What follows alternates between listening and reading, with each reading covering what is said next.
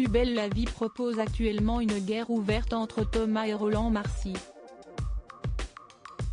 Par ailleurs, l'enquête menée par Barbara et César sur les affaires d'Elena et Chris ainsi que le coup de cœur de Mila pour Mousse constituent les autres enjeux du feuilleton. Elena et Chris prononcent la peine capitale. Barbara a perdu toute confiance en César depuis son accident, persuadée qu'il a commandité l'agression. Le neveu de Rocha a beau se démener pour comprendre ce qu'elle lui reproche, rien n'y fait, la cuisinière reste braquée. Elle explique sa situation à Léo tandis que le cadre se montre désagréable envers Emma en la prévenant que son attitude va redevenir mauvaise à cause de sa situation amoureuse. De leur côté, Elena et Chris font un point sur la situation. L'architecte estime que la cuisinière est de plus en plus dangereuse, d'autant qu'elle est de plus en plus complice avec César en dépit des derniers événements.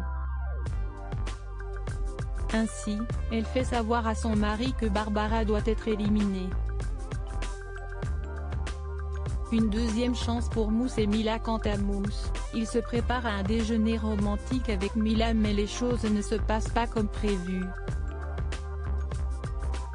Maladroit et stressé, le jeune homme enchaîne les gaffes et renverse le verre de sa jeune promise.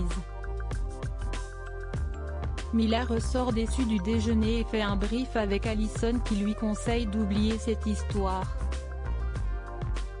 Cependant, elle avoue n'avoir qu'une envie, retrouver Mousse. Mila est réellement amoureuse de son colocataire et ce n'est ni son handicap ni ses maladresses qui ont infléchi ses sentiments. En moyenne, 2,65 millions de téléspectateurs ont suivi les différentes scènes, correspondant à une part de marché à hauteur de 11,1%. Une maigre consolation pour France 3 qui signe une hausse de 0,4 points.